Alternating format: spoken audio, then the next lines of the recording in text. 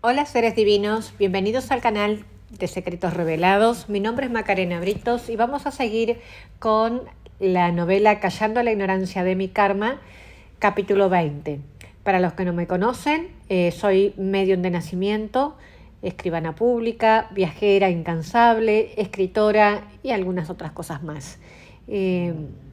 Muy bien, seres divinos, vamos a comenzar con el capítulo 20. Estoy deseando terminar la novela porque falta poquito y ya empezaremos a contestar las preguntas que ustedes van dejando, ¿sí? Después de esta novela hay otra más, que es de mi vida, ¿no? Hablando de autobiografía, pero no está terminada. Cuando se termine, se la voy a enviar. Bueno, vamos a empezar con el capítulo 20, que se llama de título La ignorancia y el conocimiento. Todo comenzó a tener sentido, cada situación y persona comenzaron a encajar en mi vida. La mentira y la ignorancia estaban siendo calladas con el conocimiento racionalizado. No se trataba de suposiciones ni pausas, como en los casos anteriores. Yo ya tenía un diagnóstico no aceptado en la medicina aún, pero sí en algunas facultades del mundo. La mediunidad. Era medium. Había nacido con esa potestad sensitiva en mi organismo, en la llamada glándula pineal, tercer ojo o asiento del alma, como lo definió Descartes. Resultó ser un tema orgánico, con consecuencias espirituales. En esos estudios me informé sobre el planeta Tierra y sus etapas de transición actual, donde los conceptos se van ampliando, las conciencias despertando, donde la religión o la espiritualidad y la ciencia van a ir andando de la mano necesariamente juntas. Todo con el fin de entender muchas cosas sin los paradigmas que impiden la evolución por el egoísmo que divide. Con todas mis nuevas ideas y luego de mucho estudio y esfuerzo, comencé a trabajar en la casa espírita como medium. Pude entender que todos esos años que sentía en mi cuerpo como un monstruo atacándome no era más que espíritus que sufrían, sin saber qué hacer en esa nueva situación de estar muertos, que los tomaba de forma desprevenida. En una de esas tantas noches que me las pasaba estudiando sobre el tema y de la cual no me resultaba nada extraño lo que estaba descubriendo, volví a tener esos encuentros con mi mentor Miguel en sueños y me explicó muchas cosas. Amigo Miguel, qué alegría tengo de verte. Tengo tantas preguntas que hacerte. Por ejemplo, una cosa que no comprendo es por qué esas almas quedan en la tierra una vez muertos sus cuerpos y por qué necesitan de un medium para ser ayudadas. ¿Por qué no lo hacen ustedes que están del lado espiritual? Claro, amiga querida, muchas de las personas, una vez que fallecen y se ven en otra dimensión, se niegan a entender que deben partir de la esfera terrestre, o no logran hacerlo porque tienen miedo de separarse de sus seres queridos o de las cosas que conocen. Como están tan materializados en su mente espiritual, no se permiten ver el mundo espiritual, solo ven lo terrenal y continúan teniendo incluso los mismos deseos. Por eso se necesita de la labor noble del medium ostensivo para poder socorrerlos. ¿Y ese miedo de ellos era lo que yo lograba sentir en mi cuerpo? Así es, querida amiga, sentía sus dolores como propios, pero ahora vas a aprender a disciplinar tu mediunidad y vas a tener una vida normal. Ay, Miguel, por eso cuando el curandero Norberto se ocupaba de esas almas sufridoras, yo mejoraba. Y por eso cuando la psíquica Miriam vomitaba esos miedos de mi cuerpo, me podía volver a parar y a caminar por mí misma. Lo que no sucedía cuando era medicada por depresión, por los ataques de pánico o por la epilepsia. ¿Todo se debe a la causa de ser medium? Entiendo que estés muy asustada, Victoria, pero pronto vas a lograr aceptar esa realidad que es tu vida y la de tantas personas que están ignorando que son también diferentes. Cuando una persona termina su estadía en la tierra, regresa a su familia espiritual, que no siempre es la misma que convive en la tierra. Si es merecedor y las obras realizadas dieron frutos, eso es lo que va a nivelar el grado de su estadía futura. No existen infiernos eternos, Victoria. Dios no sería justo si eso fuera cierto. Luego de esos sueños, donde Miguel me explicaba todos los temas, yo comencé a sanar el alma y a erguirme con mucha fuerza. A los pocos meses de todo ese nuevo mundo abierto hacia mí, me contacté con mi nuevo amigo Paco. Me buscaba permanentemente y estaba siempre al tanto de todo lo que me estaba sucediendo. Me escuchaba no muy convencido, pero respetaba lo que yo le narraba. Era difícil para él pasar de ser un monaguillo de niño muy católico a creer de repente en la reencarnación o espíritus que se comunican y vidas pasadas que podía recordar. Pero sin embargo fue el primero que soportó mis historias, de cómo iba rasgando las vestiduras de mis prejuicios religiosos y por eso lo apreciaba.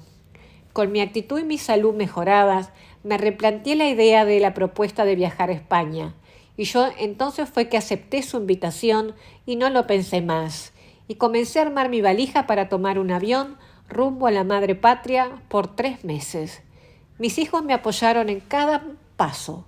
Eugenia Luz estaba ya con casi 15 años, llena de carisma y con toda la rebeldía propia de la edad de los que adolecen de audacias. Se sentía feliz de que su madre viajara y me apoyó siempre en esa emancipación, al igual que Salvador. Viajé un día de junio del año 2011 hacia la tierra de mi abuela, la Canaria. Nadie podía creer realmente que viajara sola y en avión.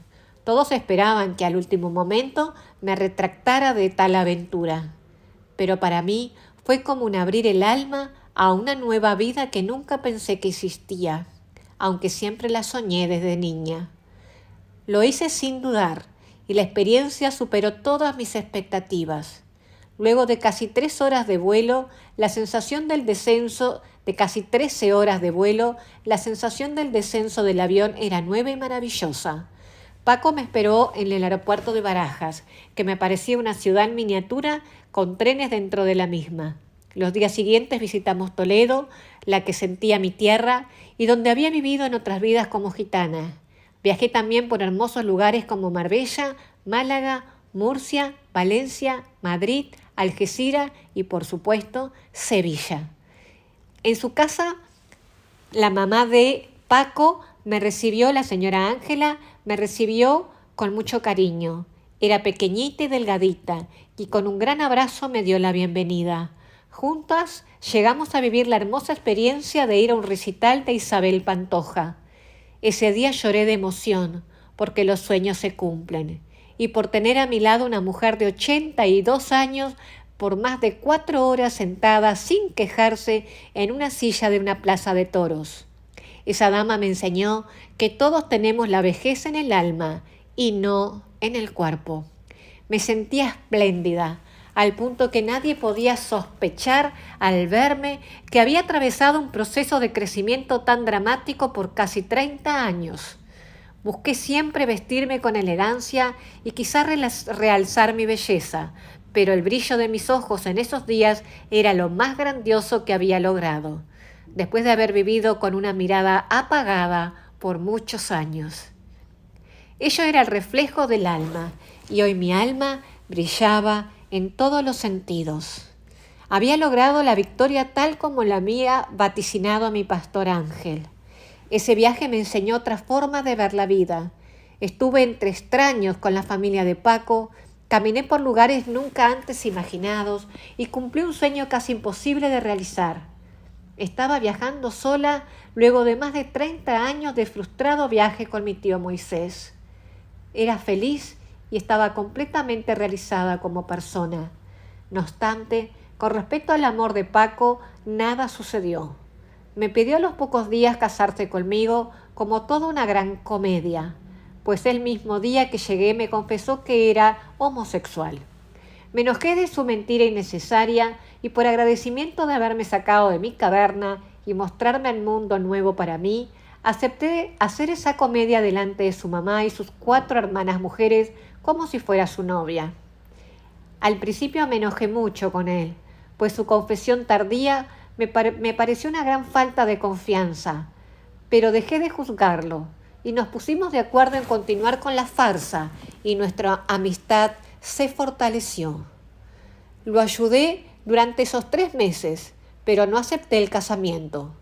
Paco no entendió mucho, pues opinaba que era un trato muy justo para ambos, ya que me ofrecía diversos beneficios económicos sin tener que preocuparme con nada sexual de su parte.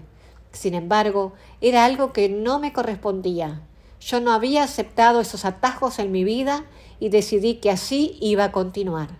Irónicamente, al final del viaje y por otros motivos, tuvimos una fuerte discusión y Paco nunca más quiso volver a hablarme. Después comprendí que en parte así lo quiso, porque no encontró en mí la esposa que pensó necesitar. Apartando el desenlace, en esos meses fui muy feliz y solo una cosa tenía claro en esos momentos, y era que nunca más dejaría de viajar. Mi timidez de antaño se evaporó. Ya no tenía miedo de nada. Había caminado sola por las calles de Madrid, de Marbella, de Sevilla, de la Basílica de la Macarena. Subí a los trenes y a grandes subterráneos y me llené de experiencias que me hicieron ver la vida con colores que eran increíbles y sin límites. Volví al Uruguay siendo otra persona, otra mujer. Haber viajado sola me fortaleció tanto como el tener los conocimientos para disciplinar mi mediunidad. En cada lugar al que fui en España, busqué ir a un centro espírita, donde me reunía con mis pares y continuaba ese proceso de aprendizaje. La buena noticia era que me había independizado emocionalmente. Fin del capítulo 20 y voy a empezar el capítulo 21. No sé si lo voy a terminar, seres divinos, pero continuamos. Capítulo 21. Mi reencuentro real con mis vidas pasadas.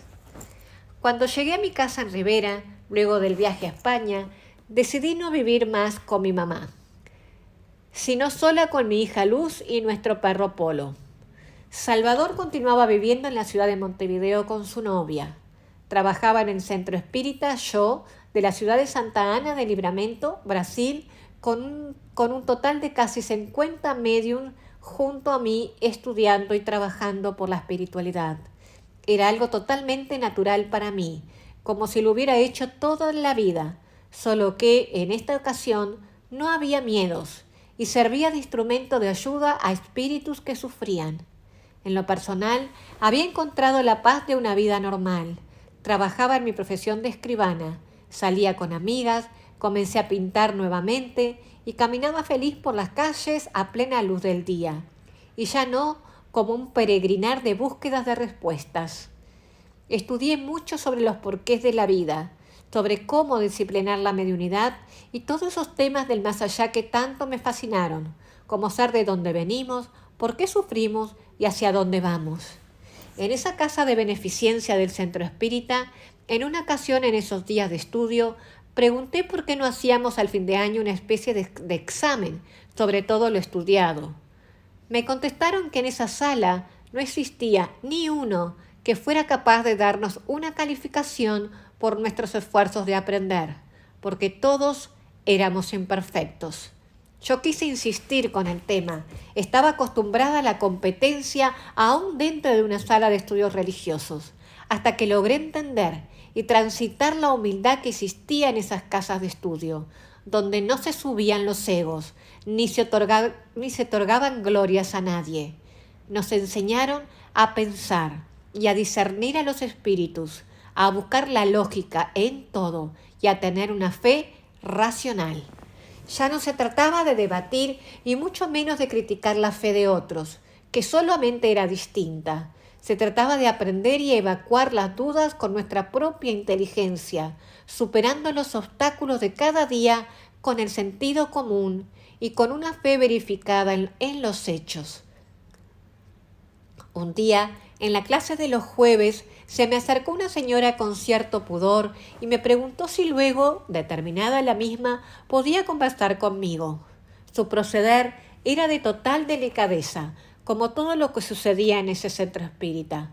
Me sentí complacida de estar con mis pares y luego de terminada la clase me reuní con esa señora y su hija en una pequeña oficina de ayuda fraternal que formaba parte del edificio de ese centro espírita. Nos ubicamos en unas sillas y la niña de bellos ojos grandes, maquillada con mucho esmero y elegancia, me miraba con impaciencia. Luego, de pocas palabras de cortesía, de presentarse la madre de nombre Mirna y su hija, notaba yo un cierto aire latente de nerviosismo. Ellas se miraban entre sí, quizá por miedo a importunar, y notando el malestar, le impliqué que podían hablar con total tranquilidad de lo que fuera. Ellas se volvieron a mirar como justificando el recelo, y la que habló fue la hija, diciendo lentamente: «Me llamo Lidia, tengo 18 años y ella es mi madre», señaló a Mirna, que la miraba emocionada. «Las dos somos medium y vinimos a este lugar porque yo tengo sueños extraños y un sinfín de situaciones desagradables. Ahora estamos encontrando un camino en este lugar, pero tengo una gran preocupación contigo desde que te vi en este lugar. Y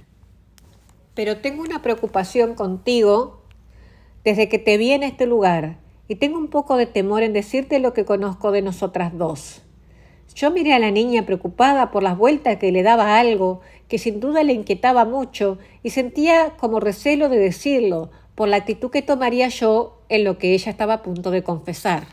Ahí fue cuando le dije: «Tranquila, Lidia, estamos entre amigas. Dime sin miedo lo que te sucede», le dije, intentando no frustrar su necesidad de narrar algo importante. «Como te dije», me dice Lidia, «yo tengo sueños de todo tipo, y entre ellos hay uno en los que me veo en una caravana de autos y camiones que viajaba por España con mi familia, donde era yo una gitana y tú eras mi mamá de esa vida. Desde que te vi en este lugar, no puedo dejar de sentir la gran necesidad de abrazarte y decirte que me gustaría que pudieras creerme», dijo Lidia, casi en un susurro, mirándome bien en los ojos, intentando saber en ellos la verdad que buscaba. «Oh, por Dios, ¿tienes los mismos sueños que tengo yo?», repliqué, ya levantada de la silla y buscando refugio en sus brazos, que también se levantaba de la silla, y ambas rodeamos la mesa hasta llegar a un apretado abrazo de dos almas que se reencuentran. La sensación de liberación y de gratificación fue tan intensa que continuamos así en esa postura por mucho tiempo. Y luego también se reunió al abrazo a Mirna, con una emoción que estaba más allá de las explicaciones. Luego de mucho tiempo en ese estado de llorar, nos mirábamos repetidamente, nos tocábamos la cara, como con una extrema necesidad de sabernos como algo real, y de manos dadas continuamos narrando con mucha alegría lo que ambas recordábamos de esos días, donde Lidia recordaba más la ciudad de Barcelona y yo recordaba más la ciudad de Sevilla. Los detalles eran idénticos, las sensaciones vividas en esos recuerdos del amor por las guitarras y las castañuelas eran increíbles. Desde ese día, su familia consanguínea en esta vida era como si fuera la mía propia, y siempre la llamo de hija y ella siempre me llama de mamá.